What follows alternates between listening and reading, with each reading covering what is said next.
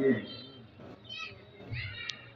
الصلاة والسلام على رسوله الكريم وعلى آله وصحبه أجمعين মহেশখালী উপজেলার উপকূলীয় এলাকায় বঙ্গোপসাগরের পাদদেশে অবস্থিত বালুরঘাট ইউনিয়নের মোহাম্মদিয়া পাঠাগারে আজকে সিরাতুন নবী সাল্লাল্লাহু আলাইহি ওয়াসাল্লাম মাহফিলের জনাব সভাপতি জনাব রায়হান উদ্দিন, উপস্থিত আজকের এই মাহফিলে বাংলাদেশ জামাত ইসলামের কক্সবাজার জেলার অ্যাসিস্ট্যান্ট সেক্রেটারি মাতারবাড়ির কৃতি সন্তান বিশিষ্ট শিক্ষাবিদ অধ্যাপক আবু তাহের চৌধুরী, এখানে উপস্থিত আছেন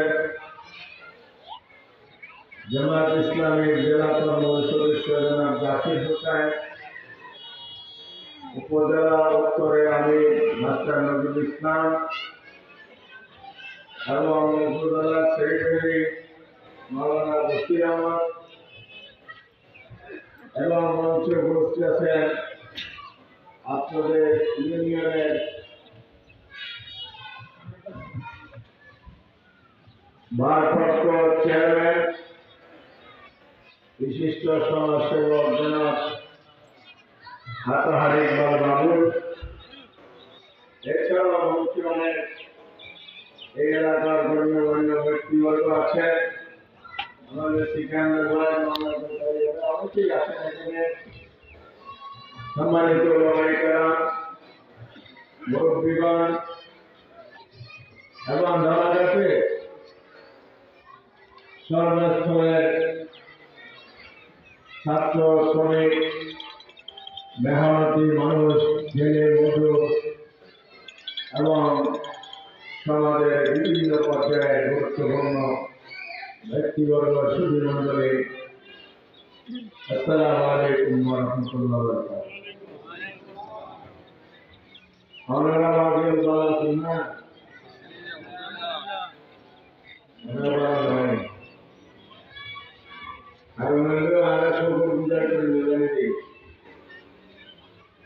আল্লাহ এখানে আমার দিয়ে আমাদের শুকর গুজারি হবে লাগলে নাও শুকর গুজারি নাও জোরে আলহামদুলিল্লাহ। স্বাধীনতার নিয়ামত। আমরা এক সময় পরাধীন ছিলাম, কোন সময় ব্রিটিশ আমলে, কত বছর? 190 বছর। কি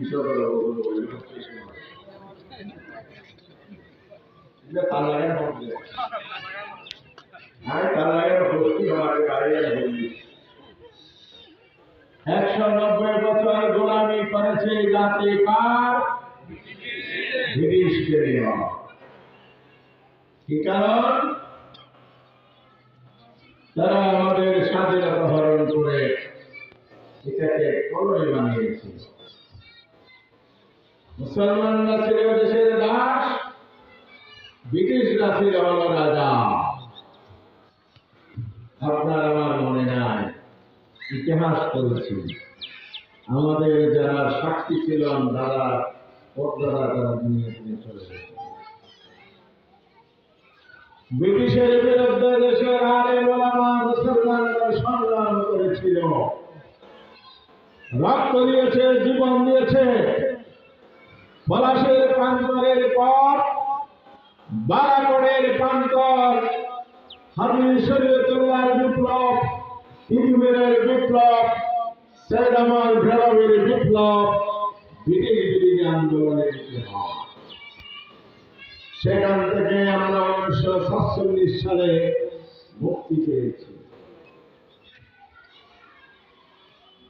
আমাদের উদ্দেশ্য ছিল কায়েদে আজম মোহাম্মদ আলী জিন্নাহ বলতেন, তিনি যখন পাকিস্তানে আন্দোলন করেছিলেন, পকেটে একটা এরকম ছোট্ট কোরআন রাখতেন। মায়ের আমার, এই কোরআন হবে পাকিস্তানের সংবিধান। লড়কে লড়েंगे পাকিস্তান, हम सब মুসলমান। পাকিস্তানের উৎসবী লা ইলাহা ইল্লাল্লাহ। আল্লাহর ওলিরা মানুষের প্রভুত্ব খতম করে আল্লাহর পবিত্র কায়েমের ঘোষণায় লা ইলাহা ইল্লাল্লাহ। 47 সালের পরে পাকিস্তান গঠিত হয়েছিল, ইসলামী রাষ্ট্র কায়েম হয়েছিল, কোরআনের সংবিধান পেয়েছে, অর্থনৈতিক মুক্তি, সামাজিক মর্যাদা, এবং পাকিস্তান আমলে আমরা একটি শাসক গোষ্ঠী পেয়েছিলাম। 23 বছর বা 24 বছরের শাসন করেছিল। সেই শাসনকালে কি গণতন্ত্র কায়েম হয়েছিল? হয় না। কারণ আপনি যে ওয়াদা করেছিলেন পাকিস্তানের সংবিধান হবে আল কোরআন, পাকিস্তান গঠিত হওয়ার পরে ছুটে চললেন ব্রিটিশ আমেরিকার দিকে। লন্ডনের ওয়াশিংটনে গিয়ে বৈঠক করেছেন জিন্নাহ সাহেব। কোরআনের কথা ভুলে গিয়ে মুনাফিকি করেছিলেন। ব্রিটিশ পার্লামেন্ট সিস্টেম না আমেরিকান প্রেসিডেন্সিয়াল সিস্টেম কায়েম হবে, এটাই ছিল তখনকার আপনার কেবলা পরিবর্তন। সেদিন যদি কোরআন সুন্নাহর শাসন ওয়াদা অনুযায়ী কায়েম হতো, পাকিস্তান প্রতিষ্ঠার উদ্দেশ্যে সফল হতো। প্রতিশ্রুতি পালন করে নাই, ইসলামী রাষ্ট্র কায়েম হয়নি, কোরআন সুন্নাহর শাসন কায়েম হয় নাই। জাতির সাথে মুনাফিকির পরিণতি পাকিস্তানি শাসক গোষ্ঠীকে ভোগ করতে হয়েছে 71 সালের পরাজয়ের মাধ্যমে। 1971 সালে দেশ আবার নতুন করে স্বাধীন হয়ে পাকিস্তান থেকে আমরা আলাদা হয়ে স্বাধীন বাংলাদেশ পেয়েছিলাম। দীর্ঘ 23 বছরের সংগ্রামের ফলে এদেশের মানুষ যে স্বাধীনতা পেয়েছিল, সেই স্বাধীনতার সংগ্রামের মূলনীতি ছিল সাম্য, মানবিক মর্যাদা, সামাজিক ন্যায় বিচার। কয়টি? 3টি মূলনীতির ভিত্তিতে বাংলাদেশ স্বাধীন হয়েছে। আমার সেই বেঈমানের জাত 72 সালের সংবিধান রচনা করে 3 মূলনীতিকে রক্ষা করে তারাও বলেছিল 70 নির্বাচনে আমরা নির্বাচিত হলে ইসলাম বিরোধী, কোরআন সুন্নাহ বিরোধী কোন কার্যক্রম করব না। 72 সংবিধানের মৌলিকতে কোরআন সুন্নাহ ছিল, বিসমিল্লাহ ছিল, লা ইলাহা ইল্লাল্লাহ ছিল। জনগণ কি চেয়েছিল সেই প্রতিশ্রুতি অনুযায়ী আমরা কোরআনের যে সাম্যনীতি সেটা পাবো। মানব যে সৃষ্টির সেনারে পলাকাদের কারবান্না বুনিয়াদম শ্রেষ্ঠত্বের মর্যাদা পাবো। আমরা কোরআনের মৌলিক অনুযায়ী জাস্টিস, ইনসাফ, ন্যায় বিচার পাবো। সংবিধানের কোথাও মৌলিকের মধ্যে স্থান নেই সেই কথা। তালিকার একবার জাতির সাথে মুনাফিকি করা হয় নাই। সেখানে কি এসেছিল? কি এসেছিল বলেন? ধর্ম নিরপেক্ষ মতবাদ। ধর্ম নিরপেক্ষ মতবাদ কোরআনে আছে? এটা কি কোরআনের অনুকূলে না পরিপন্থী? কোন মুসলমানকে ধর্ম নিরপেক্ষ হতে পারে? ধর্ম নিরপেক্ষ হওয়ার সুযোগ নাই যদি আল্লাহকে বিশ্বাস করে, রাসূল বিশ্বাস করে, কোরআন, নবী, আখিরাত বিশ্বাস করে। ধর্ম নিরপেক্ষ হচ্ছে আপনি ব্যক্তি জীবনে ধর্ম পালন করবেন, সমাজ আর রাষ্ট্র জীবনে ধর্মের কোন সম্পর্ক থাকবে না। আমরা যদি এটাই গ্রহণ করিনি, তাহলে কোরআন শরীফে আল্লাহ রাব্বুল আলামিন নামাজের কথা কি বলেছেন? কতবার? ৮২ বার। রোজার কথা বলেছেন কতবার? একবার।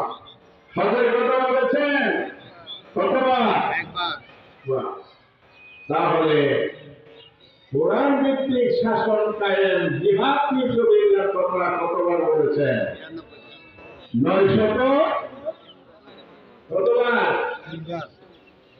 ৩ বার। সংখ্যা কোনটা বেশি? রাষ্ট্র কায়েমের কথা বেশি বলা হয়েছে না নামাজ পড়ার কথা বেশি বলা হয়েছে? তাহলে আপনি যে দলই করেন না কেন, আপনি কিভাবে বলেন কোরআনের সাথে রাজনীতির সম্পর্ক নেই? মিথ্যা মিথ্যা কে বলেছে? মিথ্যুক দরবারবাসী জানে না।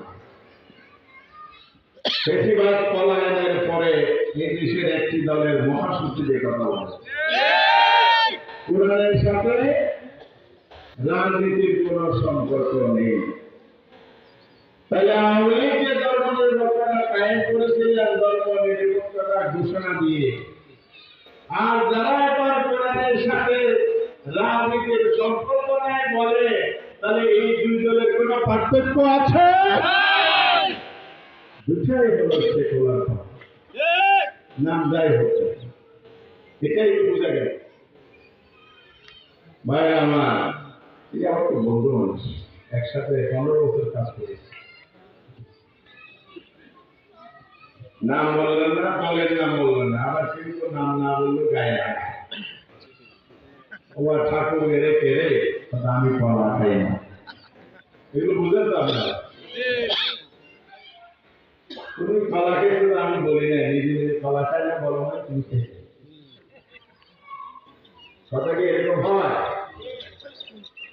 ভাইরা আমার, আমি যেটা জানি না সেই জায়গায় আমি কথা বলবো না, এটাই নিয়ম।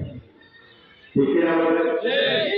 আলেমরা যার মধ্যে ইমামতি করে, খুতবা দেয়, মাহফিলে বয়ান করবে, আমিও বয়ান যদি করি যতটুকু জানি ততটুকু করবো, যতটুকু জানি ততটুকু করবো। কিন্তু আমি যদি না জানি কতগুলো ফতোয়া দিয়ে শুরু করি, সৌদি আরবের জ্ঞান মুক্তির পদমর্যাদায় দাবি করি, সেটা মানুষ মানবে? এই ফতোয়া আপনারা মানেন? যদি এই ফতোয়া মানা হয় তাহলে কোরআন মিথ্যা হবে না। ওলামায়ে কেরাম সাক্ষী দেন, আমার সামনে আসেন ছেলে। কোরআনে যদি রাজনীতি না থাকে, সূরা আল-মুলক, মুলক শব্দের অর্থ কি? রাজত্ব। রাজনীতি ছাড়া রাজত্ব থাকে? মূল মানে কি? রাজত্ব। কোরআন আল্লাহ তাআলা কোরআন নামে রেখেছে রাজনীতি, আর আপনি বলেন কোরআনের সাথে রাজনীতির সম্পর্ক নেই। আমার বক্তব্য পরিষ্কার, আপনার আদর্শ যদি জনগণ গ্রহণ করে স্বাগতম, আমরাও আপনার সাথে আছি। কিন্তু আপনারা কোরআনকে বিকৃত করবেন, ইসলামকে বিকৃত করবেন, দুটা দেবেন, বিভ্রান্তি ছড়াবেন, এদেশের মুসলিম জনতাকে সেটা মানবে? ধর্মপান মানুষ খুঁজে ধর্ম হোক, তারাও এটা মানতে রাজি না। এই জন্য বাংলাদেশের স্বাধীনতার পর ৫৩ বছর আমরা কখনো ধর্ম নিরপেক্ষতার স্লোগান শুনেছি, বাঙালি জাতীয়তাবাদ শুনেছি, বাংলাদেশি রাজনীতিবাদ শুনেছি। আমরা সমাজতন্ত্রের মৌলিক আমাদের সংবিধানে আজকের দিন পর্যন্ত আছে, আছে কি নাই? বাঙালি জাতীয়তাবাদ আছে। বাঙালি জাতীয়বাদ বললে বাংলাদেশের তো সীমানায় থাকে, এবার বাংলা এক হয়ে যায়। পশ্চিমবঙ্গ বাংলা ভাষা, আমরা বাংলার ভাষা, তাহলে 20 ভাষাভাষী মিলে এক জাতি, এটা কি হতে পারে? না। তাহলে জাতীয়তার ভিত্তি কি? জাতীয়তার ভিত্তি বাংলাদেশি বলা হয় ভৌগোলিক সীমানার মধ্যে যারা বসবাস করে, হিন্দু, মুসলিম, খ্রিস্টান, বৌদ্ধ সবাই একসাথে, এটাই বোঝায় বাংলাদেশ। আর যদি জাতীয়তার ভিত্তি যদি ইমান হয়, তাহলে হবে মোল্লাতা মিল্লাতা আবিকুম ইব্রাহিম ওয়া সাম্মাকুম মুসলিমিন। কোরআনে আছে না? আমরা মোল্লাতে মিল্লাতে ইব্রাহিমের অন্তর্ভুক্ত, তিনি আমাদের জাতির পিতা, উম্মার পিতা, উম্মানি জাতি। আমাদের দেশে আবার জাতি পিতা আছে, তাই না? আছে? এখন নাই? আগে ছিল? শিক্ষা ব্যবস্থা পরিবর্তন করে ছেলেদেরকে শিখাইলে 15 বছর ইতিহাস শিখেছে কিনা? 5ই আগস্ট আমার নিজের চোখের দেখা, রাস্তায় যখন আমরা বঙ্গবনে যাচ্ছি গাড়িতে, বিশাল মূর্তি ট্রেন দিয়ে ছাত্ররা নামাচ্ছে, যাকে জাতির পিতা হিসেবে পাঠ্যপুস্তকে পড়ালেখা করেছিল।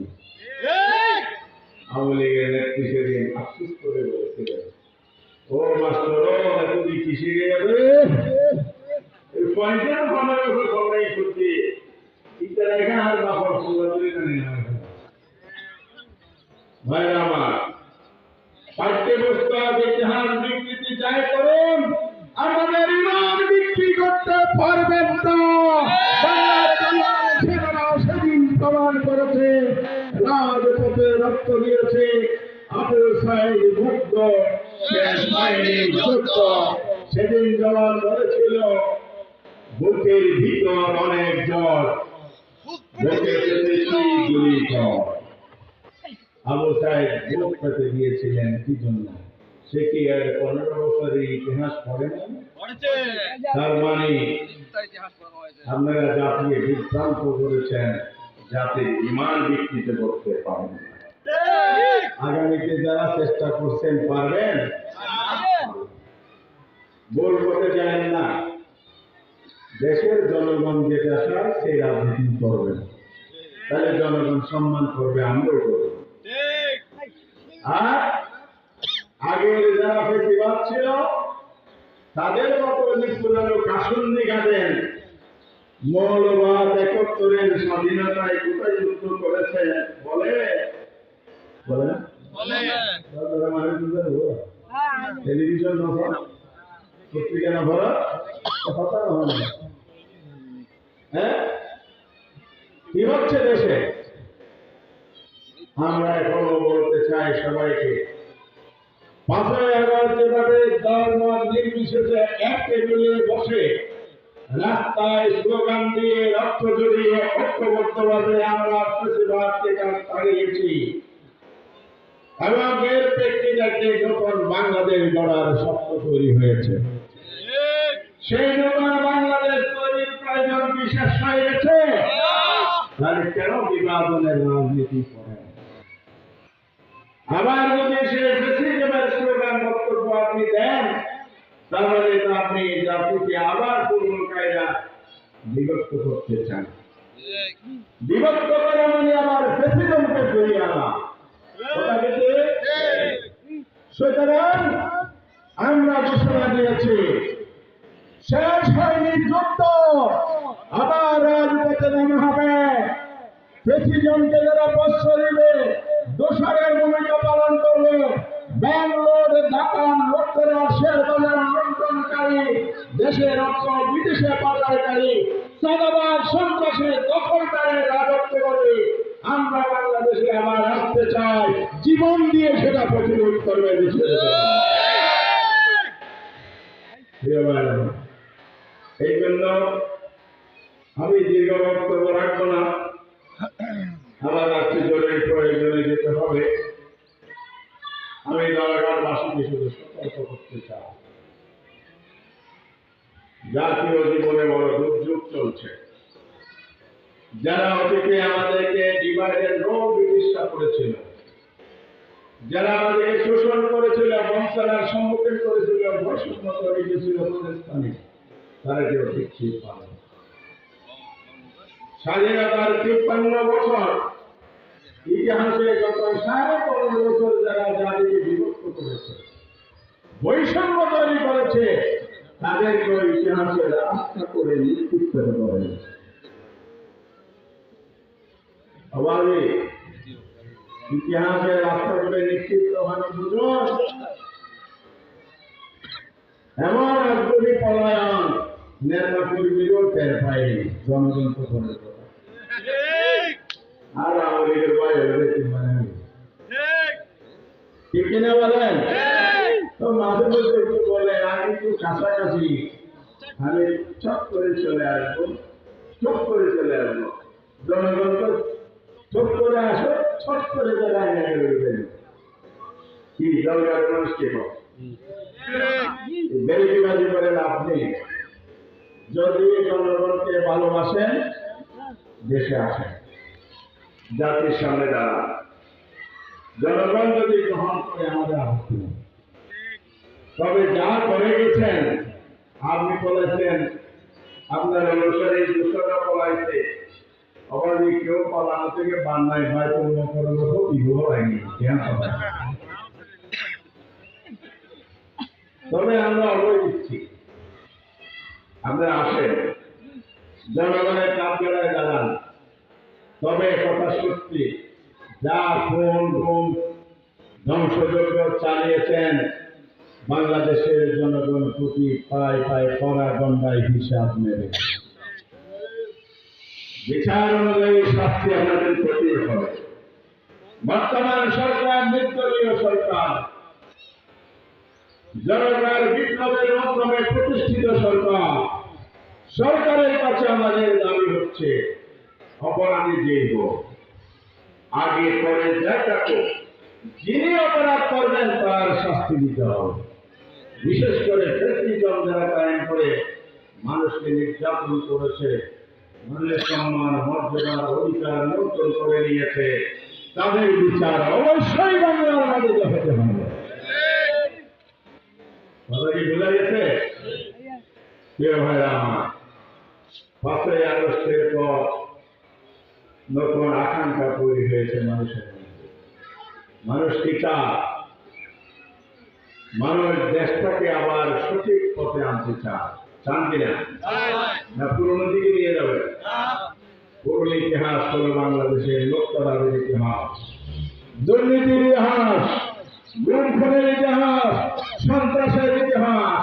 বিচার ব্যবস্থা ধ্বংস, অর্থনীতি ধ্বংস, সমাজ ব্যবস্থা ধ্বংস, সর্বত্রই নৈরাজ্য, মানবাধিকার লঙ্ঘন। ঠিক কিনা বলেন? আবার কি সেই পরিস্থিতি চান?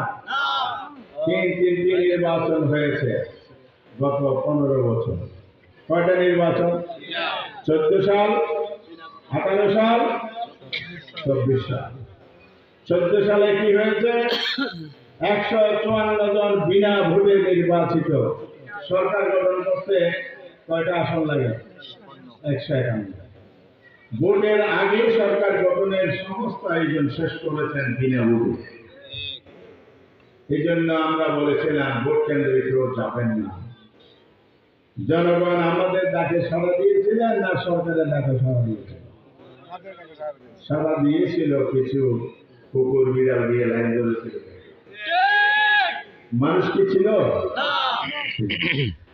5% মানুষও যায় নাই, কোনো কেন্দ্রে একজনও যায়নি।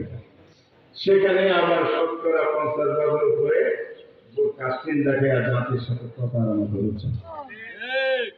সেকেন্ড প্রতারণা করা হয়েছে। 18 সালের নির্বাচনে ডাইলগের আয়োজন করলো, শেখের মেয়ে ঘটাবে কথা রাখে, বেইমানি করে। এবার সুষ্ঠু নির্বাচন হবে, আপনারা নির্বাচনে আসেন। আমরা রাজনৈতিক দলগুলোকে বলেছিলাম, তার বাবাই কথা রাখে নাই, হে কথা রাখবি।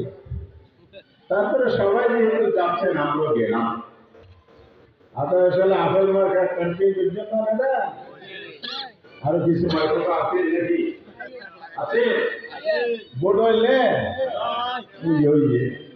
জাতীয় বিজয় বানিয়ে দিনের ভোট রাতে জাপানের রাষ্ট্রদূত বলবে সর্বমান এটা কোন আশ্চর্য বিষয় পৃথিবীর কোথাও শুনি যাচ্ছে দিনের ভোট রাতে পাওয়া তাহলে বাংলাদেশ সেটাও পায় কারণ কারা ক্ষমতায় ছিল সেটা তো জানা এরপরে 24 সালের নির্বাচনও আমি তুমি জেমি মনে আছে না আমি তুমি তারপরে কি নিজেরা নিজের ভাগ কথা এবার বানরের ফিরাবার করতে দিয়ে দেয় বানরের ফিরাবার করতে পাগল হয় না বেটারি ভাগ্য বলতে আন্তবি কোরবানির ফসল মতো নেতা বেচা কিনা করছে না না করে সামনে 7 জানুয়ারি নির্বাচন তারপরে কি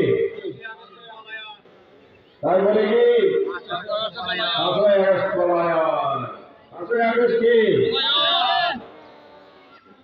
তাহলে জাতির মধ্যে এখন নতুন আকাঙ্ক্ষা তৈরি হয়েছে 15 বছর ভোট দিতে পারি নাই এবার ভোট দেব দিবেন ইনশাআল্লাহ কিভাবে দিবেন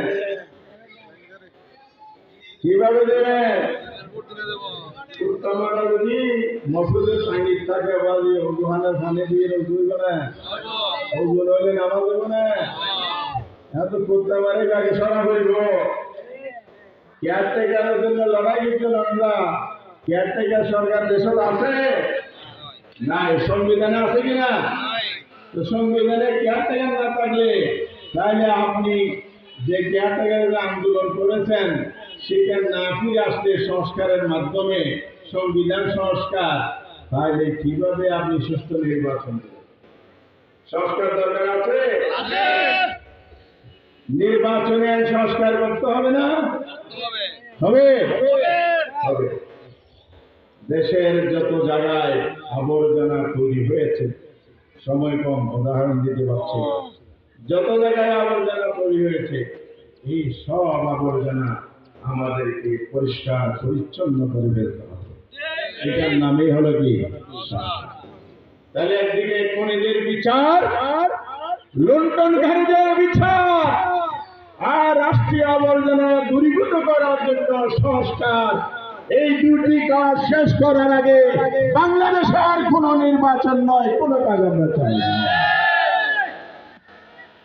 আমাদের সন্তানরা রাজপথে জীবন দিয়েছে স্লোগান কি ছিল উই ওয়ান্ট জাস্টিস আমরা কি চাই ন্যায় বিচার চাই আমরা সাম্য চাই মানবিক মর্যাদা চাই সোশ্যাল জাস্টিস চাই ন্যায় বিচার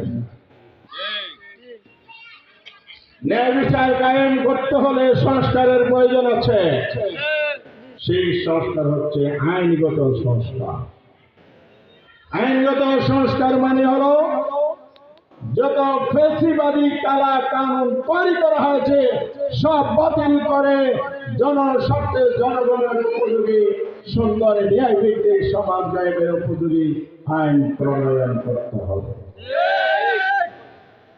এই সুন্দর উপযুক্ত কোরআন সুন্নাহ ভিত্তিক আদর্শ আইন প্রণয়ন ছাড়া সমাজে কোনোদিন ইনসাফ কায়েম হবে না দ্বিতীয় যেটি প্রয়োজন হচ্ছে শুধু ন্যায় ভিত্তিক রুল রেগুলেশন হলে হবে না রুল রেগুলেশনের পাশাপাশি সৎ নেতৃত্ব লাগবে নেতা যদি সৎ না হয় রক্ষক যদি ভক্ষক হয় তাহলে লুটতরাজ হবে সন্ত্রাস হবে কালো টাকার সরাসরি হবে নির্বাচনী পরিবেশ বিঘ্নিত হবে ক্ষমতায় এসেও তারা রাষ্ট্রীয় সম্পদ লুণ্ঠন করবে এই জন্য কি লাগবে সততা ন্যায়পরায়ণতা নৈতিক চরিত্র উন্নত হইতে হবে আল্লাহর কোরআন বলেছে আজকে সিরাজ মাহফিলে আয়াতটি বলতে চায় ওয়াইন্নাকা লাআলা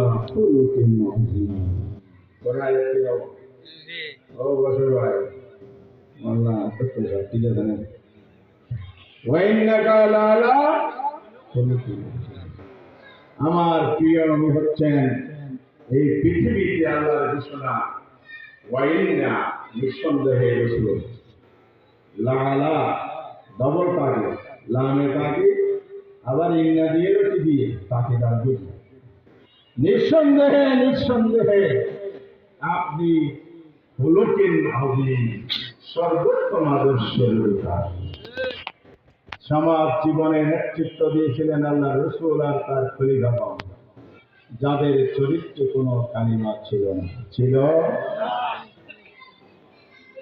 যারা রাষ্ট্রের সম্পদকে পৈতৃক সম্পদ মনে করে না জনগণের আমানত মনে করে কথা ঠিক আছে কিনা বলেন রাসূল সাল্লাল্লাহু আলাইহি ওয়াসাল্লামের জামানায় যে কেমন আদর্শ তিনি পরিবারের আদর্শ সমাজের আদর্শ রাষ্ট্রের আদর্শ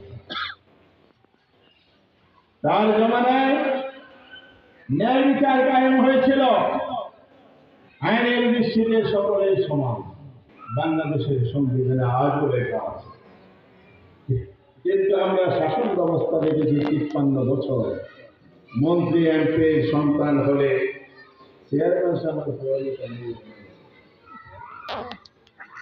পুলিশ শাসন হইল বুলিল দিলে ছাড়ি দিব ঠিক কিনা আর আমি কৃষকের ছেলে মজুরের ছেলে যদি কেউ ধরা পড়ে কেমন তার জন্য সাজা হবে আইন কি একটা হলে না দুইটা হলো আজিম হলো সেটি যখন এক ভদ্র নরমানি অভিজাত শ্রেণীর নারী ফাতেমা চুরি করল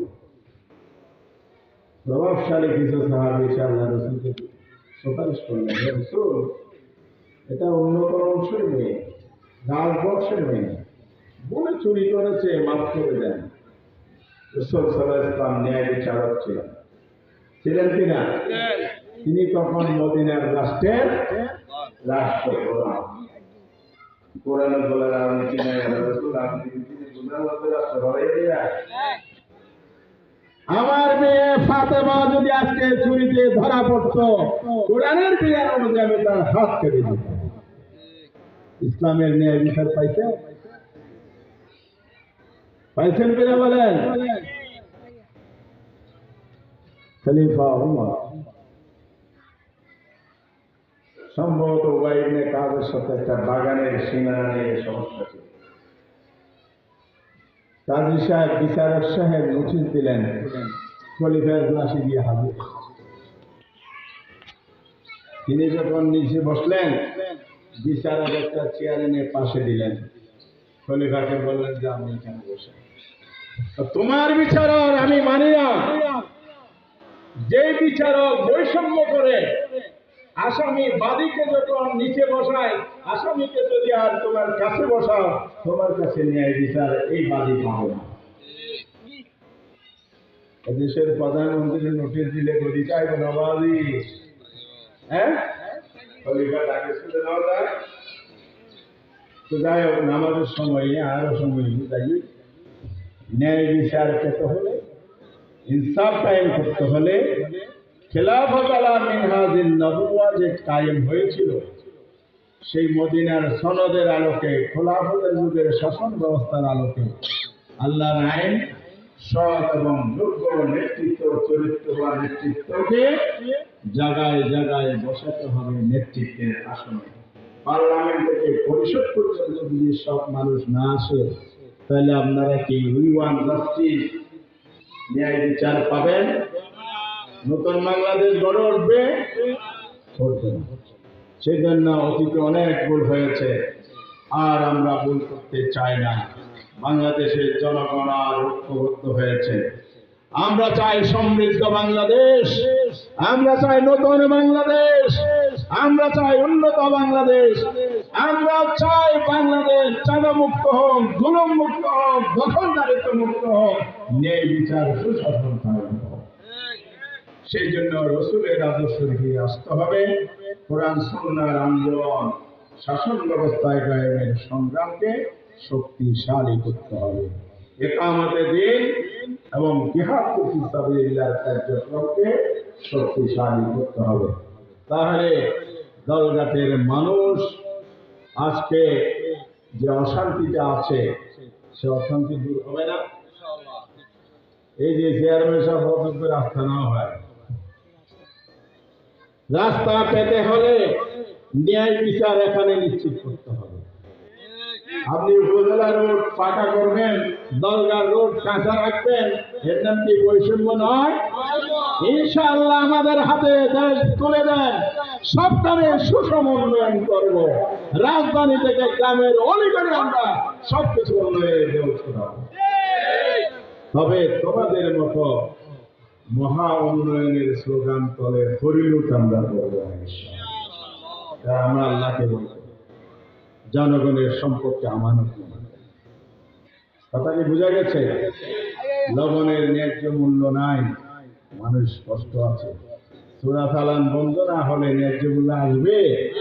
সব নেতৃত্ব আসলে সূরা চালান বন্ধ হবে না, তাহলে ন্যায্য মূল্য পাবেন কি? আজকে যত বঞ্চনা কষ্ট দুঃখ আমাদের আছে, সকল বঞ্চনা দূরীভূত হবে ইনশাআল্লাহ। আপনারা যদি ঐক্যবদ্ধ থাকেন, আল্লাহর সাহায্য যদি আসে, আগামী দিনের জনগণের স্বপ্ন যেটি জামাত ইসলামীকে মানুষ নেতৃত্ব করে দিতে চান। আপনারা কি চান? যদি চান তাহলে সকলে আগামীকাল থেকে মাঠে নেমে যান, অধিকার আদায়ের সংগ্রামে মানুষের ঘরে ঘরে দিনের দাওয়াত পৌঁছিয়ে দেন, রাসূলের আদর্শ পৌঁছিয়ে দেন। তাহলে ইনশাআল্লাহ উন্নত বাংলাদেশ হবে, উন্নত মহেশখালী প্রগতি হবে, উন্নত কক্সবাজার হবে, উন্নত দলগাড় তৈরি হবে, উন্নত দলগাড় আমরা উপহার দেবো ইনশাআল্লাহ। আসুন সবাই মিলে একসাথে কাঁধে কাঁধ মিলিয়ে কাজ করি, উন্নয়নের জায়গায় যেন আমাদের কোনো ব্যাপার তৈরি না হয়। আল্লাহ তাআলা আমাদের তৌফিক দিন। যারা এখানে এসেছেন সবাইকে ধন্যবাদ জানাচ্ছি।